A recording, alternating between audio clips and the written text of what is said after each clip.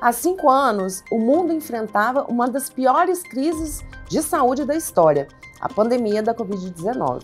O Espírito Santo passou por muitos desafios, mas você sabia que a pandemia deixou um legado para a saúde do estado?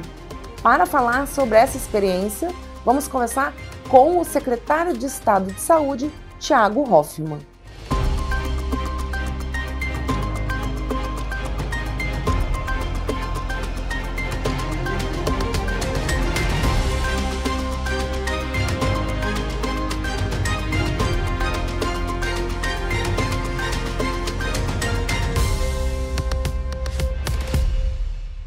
Muito obrigada, Thiago, por ter aceito o nosso convite. Uma alegria, Amanda, estar aqui com você e com a AES Brasil. Na pandemia, você atuava como secretário de governo, né? Como foi a integração entre as pastas, né? Já que muitos assuntos exigiam uma transversalidade. Na verdade, Amanda, se tem uma característica muito marcante da gestão em todas as vezes que o governador Renato Casagrande foi governador do estado, ele é governador pela 3ª vez, a atenção que o governador dá para as ações acontecerem de maneira planejada. Então, quando nós começamos a perceber a dimensão da pandemia no mundo e que ela começava a chegar no Brasil, nós começamos a desenvolver um conjunto de ações planejadas para combater essa pandemia, para enfrentar essa pandemia. E logo nas primeiras reuniões, a nossa discussão com vários secretários, né, de governo, com o secretário de saúde à época, eu era secretário de governo, como você mesmo disse, era que nós tínhamos uma pandemia que teria reflexos em diversas áreas. Ou seja, a pandemia ela não se refletia apenas nos problemas de saúde. Obviamente, os problemas de saúde eram os principais, porque a gente está tratando da vida das pessoas. Mas a pandemia trouxe severos problemas econômicos, trouxe problemas de assistência social, trouxe diversos problemas em diversas áreas, de segurança pública, e tudo. Na Secretaria de Justiça, por exemplo, como é que você enfrenta a pandemia com pessoas confinadas, pessoas presas? Se circula o vírus dentro de um presídio, isso vira um problema muito grave. Então, nós precisávamos ter essa consciência de que a pandemia ela era um problema mais sistêmico do que apenas de saúde.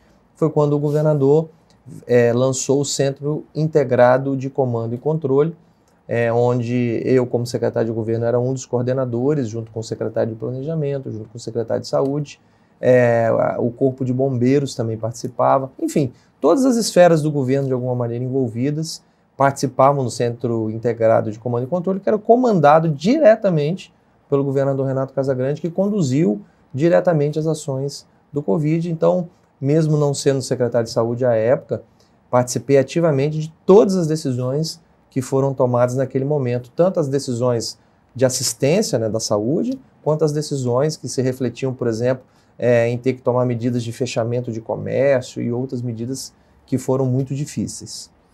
Uma coisa chamou a atenção, o Espírito Santo decidiu não abrir o hospital de campanha. Como é que foi essa decisão? Essa foi uma decisão planejada e muito importante. Veja você que, passado agora 5 anos, se você olhar todos os estados que decidiram por hospitais de campanha, ou esses hospitais não funcionaram, ou não funcionaram adequadamente, todos esses estados estão passando por denúncias graves de corrupção envolvendo esse tipo de contratação. Nós aqui, como fizemos as ações de maneira muito planejada e organizada, nós trabalhamos com 2 vertentes. A primeira das vertentes foi a ampliação dos leitos próprios e a segunda vertente foi a contratação de leitos privados. Então nós tínhamos hospitais aqui no estado que já tinham 10 leitos de UTI, por exemplo, prontos, disponíveis, mas que só estavam utilizando 1 ou 2 desses leitos. Então nós tínhamos lá muitos leitos vagos de UTI. Nós tínhamos hospitais privados com alas inteiras fechadas de enfermaria que nós podíamos reabrir e eram isoladas, porque elas já estavam fechadas, então aquela ala poderia totalmente ser uma ala Covid.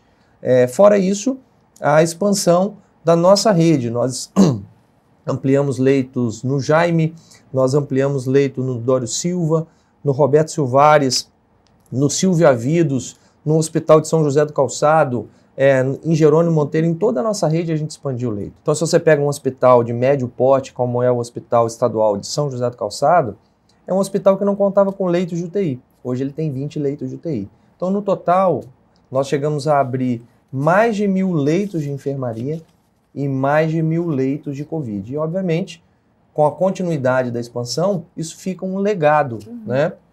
Por que desse legado? Esse legado hoje transformou o Espírito Santo no estado com a maior quantidade de leitos per capita geral do Brasil e a maior quantidade de leitos de UTI também per capita do Brasil. E o Jaime foi o segundo maior hospital Covid da América Latina.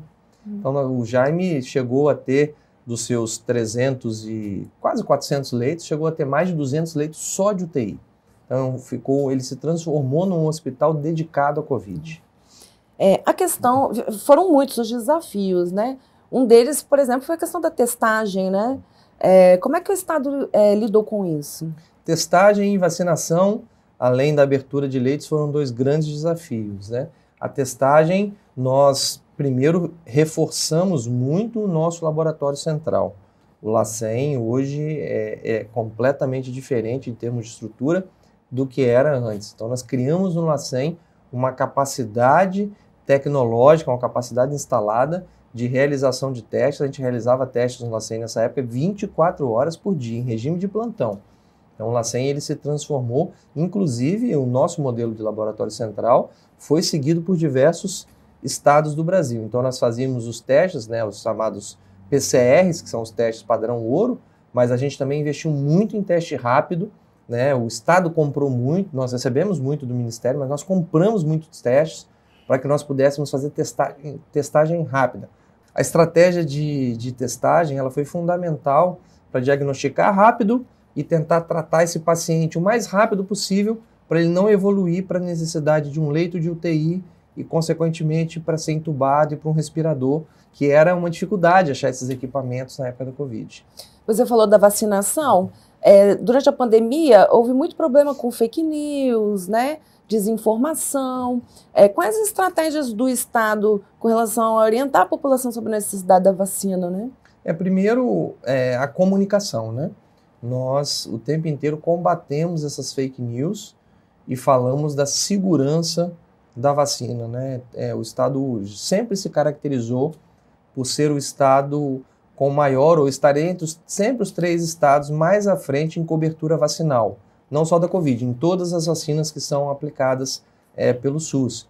Em especial na Covid, nós investimos muito na comunicação para que as pessoas não se deixassem levar por essas fake news. Montamos tendas de vacinação em vários municípios, compramos câmaras refrigeradoras para que os municípios pudessem armazenar de maneira adequada. Então nós reestruturamos o sistema de vacinação por todo o estado, na atenção básica dos municípios, né, com essas câmaras refrigeradas para estocagem de vacina. E nós também fomos, junto com São Paulo, talvez os únicos 2 estados da federação que nós compramos vacina. Além das vacinas que nós recebemos do Ministério da Saúde, o estado também se antecipou e comprou vacinas para que nós pudéssemos acelerar o processo de vacinação. E a vacinação mostrou exatamente o que a gente falava. À medida em que cresceu a vacinação, reduziu significativamente o número de mortes e de internações graves. O Estado do Espírito Santo se apoiou bastante na questão da ciência, né, para a tomada de decisões, né? E aí está relacionada a questão da vacinação, da testagem, a não abertura de hospital de campanha. Eu gostaria que você falasse um pouco mais sobre como foi essa estratégia.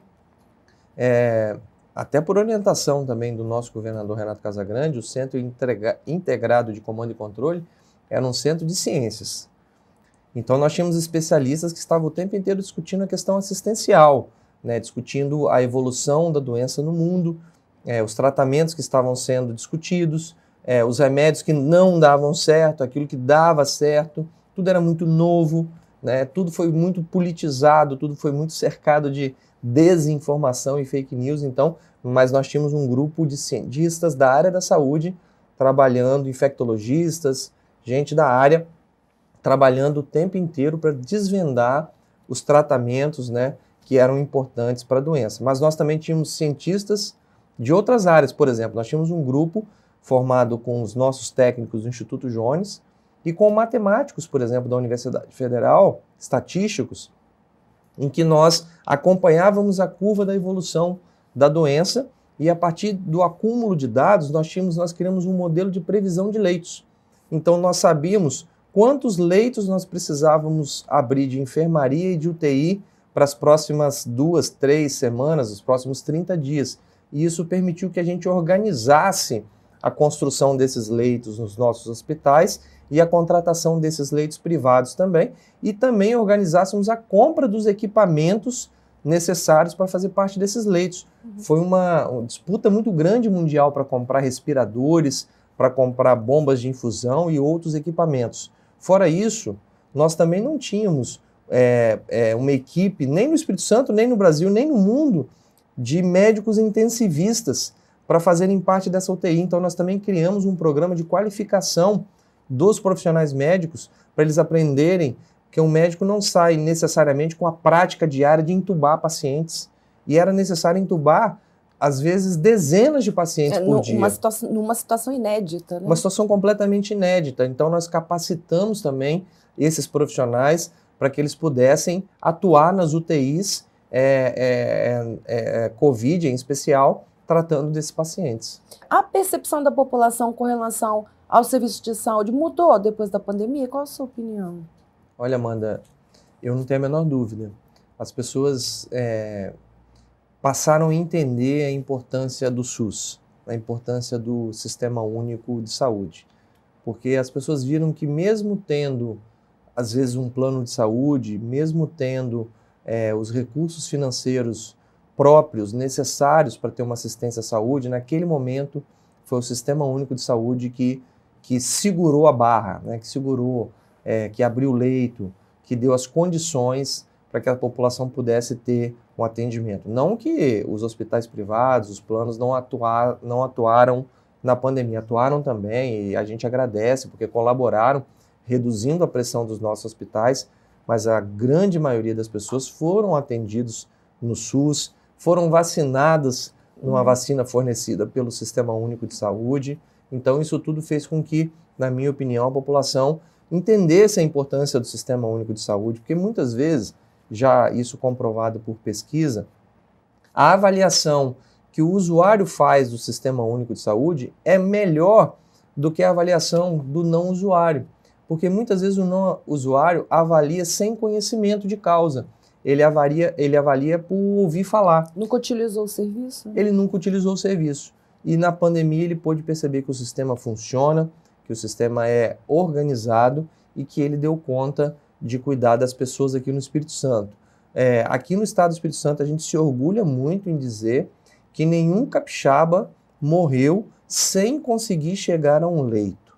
Isso não aconteceu como aconteceu em outros estados e no mundo como um todo, inclusive nos países de primeiro mundo. Itália, Estados Unidos. Itália, Estados Unidos, as pessoas morreram em casa sem que uma ambulância conseguisse resgatar essas pessoas e sem que essas pessoas conseguissem chegar num leito hospitalar. Se você for olhar, tem cenas de Portugal, me lembro bem disso, no noticiário, que apareciam filas de ambulância tentando entrar num hospital com pacientes dentro da ambulância, mas não conseguiam acessar um leito hospitalar. Aqui no Espírito Santo, nós atendemos todos os capixabas que precisaram de um leito, e não só os capixabas, como podemos também ajudar irmãos brasileiros de outros estados, Santa Catarina, do Amazonas e de outros estados que precisaram da nossa colaboração e a gente pôde ceder leitos para esses outros estados. Então, infelizmente, morreram muitos capixabas pela agressividade da doença, mas não pelo fato desses capixabas não terem recebido uma assistência adequada. Bom, agora vamos falar um pouco sobre o que está por vir, né? A saúde tem previsão de realizar muitas entregas esse ano, né? Tem o Complexo Norte, o Hospital Geral de Cariacica. Eu gostaria que você falasse um pouco sobre essas iniciativas. Passada a pandemia, a gente pode sonhar com um SUS ainda melhor para os capixabas, né? E isso que a gente tem feito sob orientação do nosso governador Renato Casagrande, né? Nós estamos, nesse exato momento que a gente está conversando aqui, com os 2 maiores hospitais do estado em construção.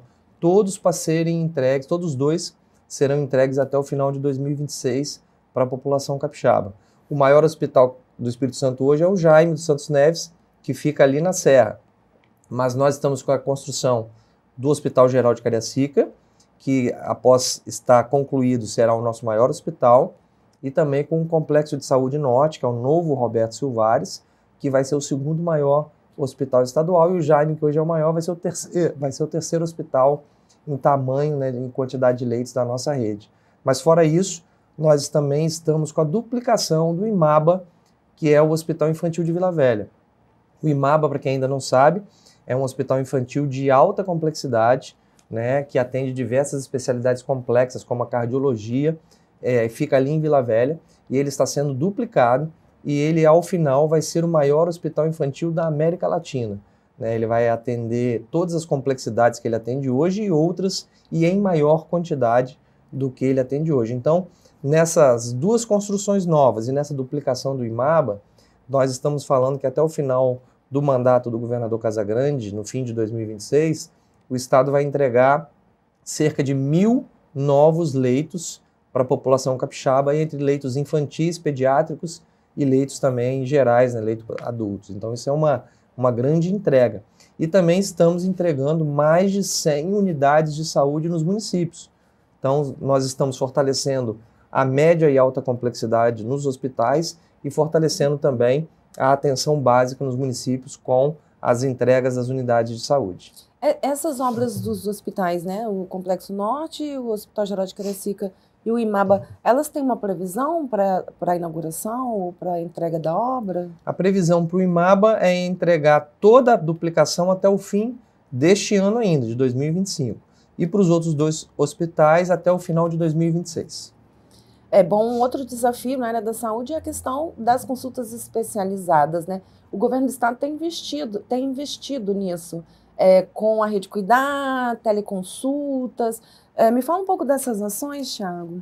Nós estamos com uma missão muito forte de levar a saúde de alta complexidade para perto das pessoas. Então, nós estamos investindo muito em levar as especialidades médicas, principalmente para o interior do estado. Só que isso não é simples, porque nós temos uma carência de profissionais médicos especialistas, principalmente em algumas áreas, como neuropediatria, psiquiatria infantil, ortopedia infantil e outras áreas.